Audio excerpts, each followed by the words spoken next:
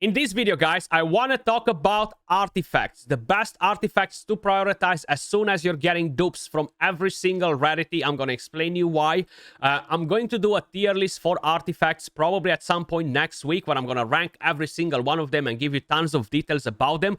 But in today's video, I want to talk about the top 5 for each one of the rarities that you should prioritize, okay?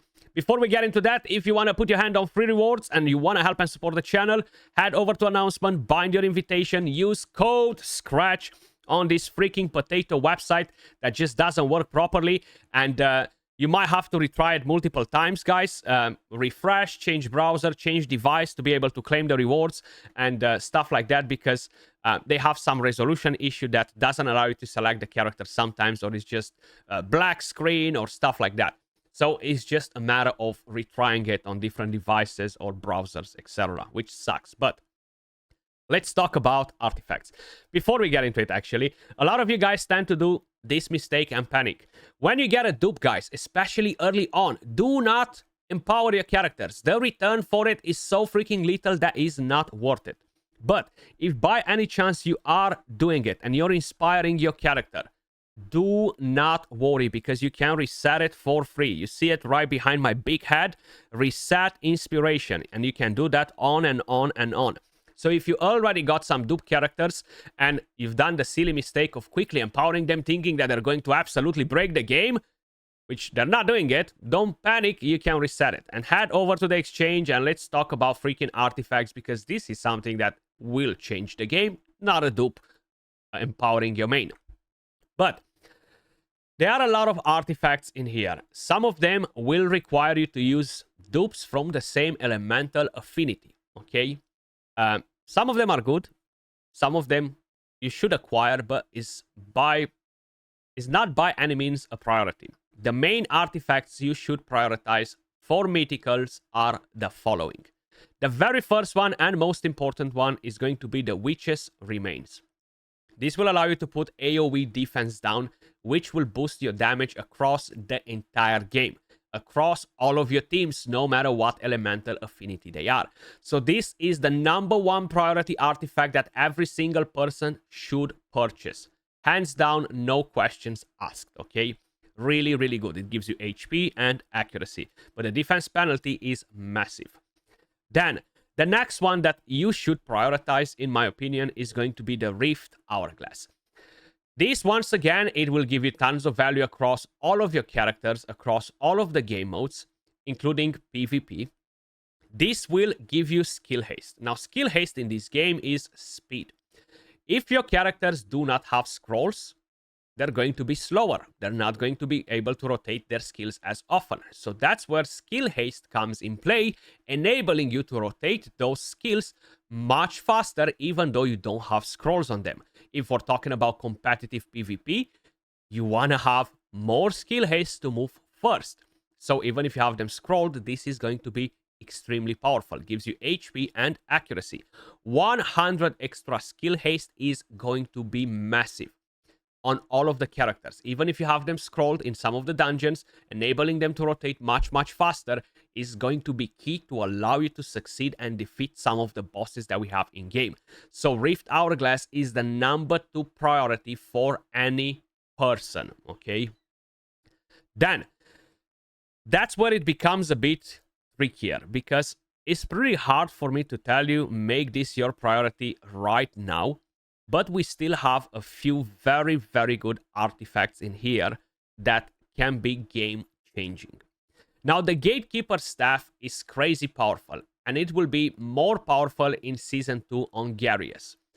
The thing is, everybody gets Garius for free right now, and it would be a mistake from my side not to actually put this into the top 5, because it's an insane artifact. This does not tend to work well on characters like Thorin, Estella, characters that basically burst heal rather than give you a massive heal.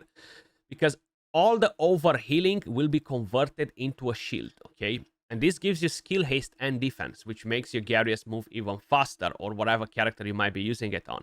It works pretty good on Acelia, good on characters even like, what's her name, Gillian, characters that give you a big healing rather than burst healing, which heals every 0.1 seconds or whatever.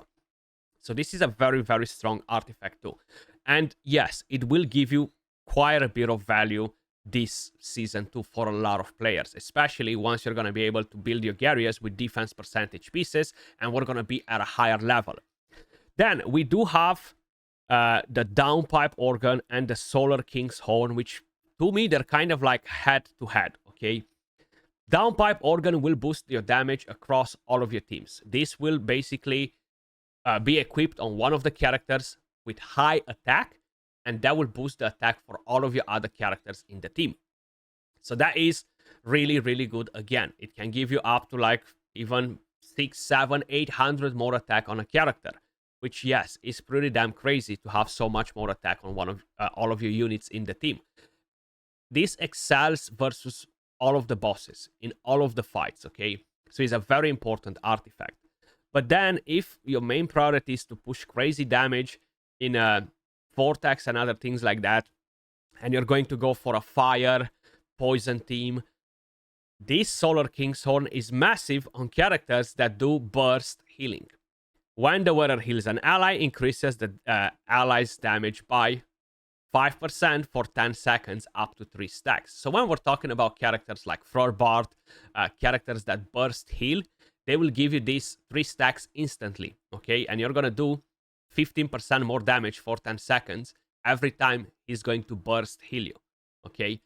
And this is crazy. This is gonna be massive to boost the damage across all of your team once again. So it kind of like really depends. It's very good to pair them, this and the Pipe Orc as well, okay? It's very good to pair them in the same team because that's a lot of extra damage. Then, moving on to the next one. If you are running derivative damage, is an absolute must to have the Queen's Fan. This will boost the damage on characters like Flora, Ivelios, Premza, all of the characters that do derivative damage. This is the best artifact money can buy you for that. And considering that all of the meta this season revolves around mainly derivative damage versus the bosses, this is a very, very important one. So I know I named 6 of them, but let's just say these are the first 6 that I would buy, okay? They're really, really good. Aurelian Vest, crazy good on Felocia, for example. That's a very important one too. As I've mentioned, I will be doing a tier list for all of the artifacts. Whisper of the Consumer is a brand new artifact. I did not have a chance to test it in the endgame to see how much of a difference it makes, but this looks like a crazy, crazy good artifact too. So maybe something that we're going to purchase later on. Dupes are extremely important to enable you to purchase artifacts. So I've played 4 seasons before. I barely have any characters inspired, okay? So you can actually see all of my characters that are inspired by looking at my screen, okay? And I have 1 at 2, 1 at 1, 1 at 2, 1, 1, 3, 1, 2, 1, 1, 1, 1. And that is mainly because I have most of the artifacts. If I'll ever need to get a different artifact, I'll just unempower one of them and go and get those artifacts. As simple as that for mythical artifacts. Stay tuned for an actual tier list on all of them, but those should be the priorities, okay? Yeah, some of you might be tempted to pick like these ones. Do not get the elemental ones, especially when you do not have the other good artifacts that are universal, because they're only going to be usable on that elemental affinity. So that's why none of these are included today. If we're going to talk about legendary ones, so this will require you to use quite a few epic dupes in order to get them. If by any chance you already have the Witch's Remains, it's not the best thing to get a Crown of the Unclean, even though from what I've seen they kind of like stack a bit strange this time around. But let's just assume you do not have any mythical one. This right here should be the main priority for every single one of you. Crown of the Unclean, defense penalty, boost the damage across the entire game mode. Defense and accuracy. The next one, it will become a bit more trickier because either you're prioritizing survivability on tanks Either you're prioritizing damage for your characters, which once again is very, very important. Either you're prioritizing speed on your units, okay? But the next one that I would personally buy is probably the Spiritual Incense Burner.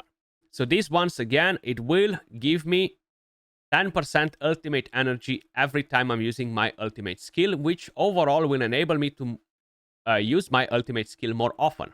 Especially if I don't have scrolls, this is going to be massive, okay? So it's a very, very good artifact. For tanks, the Scarab Amulet is crazy, crazy, crazy good to ensure that they will have survivability, PvP or PvE. Now, considering that we do have some elemental affinity bonuses that give us shields and other shenanigans like that, this might not be as important as it used to be in the past, but it's still a very good one and a must buy eventually. Then, the next one is the Eyeball of the Giant. This will boost the damage for the ultimate skills on all of your damage dealers that will wear the artifact. It will give you attack. So this will be probably one of the main damage artifacts that all of us will get, because we're not getting any of the mythical ones, as you guys probably noticed. We talked about universal ones that will enhance all of your account, because later on, you're not going to have to use only one elemental affinity team. You're going to have to play with all of them. So that's why it's very important to get universal artifacts. So the Eyeball of the Giant is probably the third one that I would purchase. Then we have the Ancestor's Candle. This will boost the ultimate energy for battle skills, for the second skill.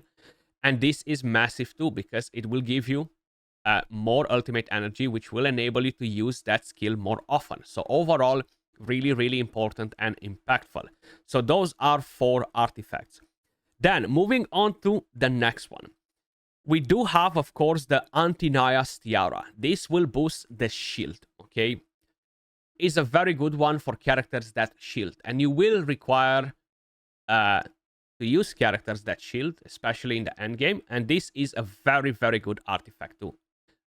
Proficiency, it seems to be the new stat for the Enlightenment, okay? Today I was actually looking, and all of a sudden I saw it on a piece of gear, and I was like, what the heck is proficiency, bro?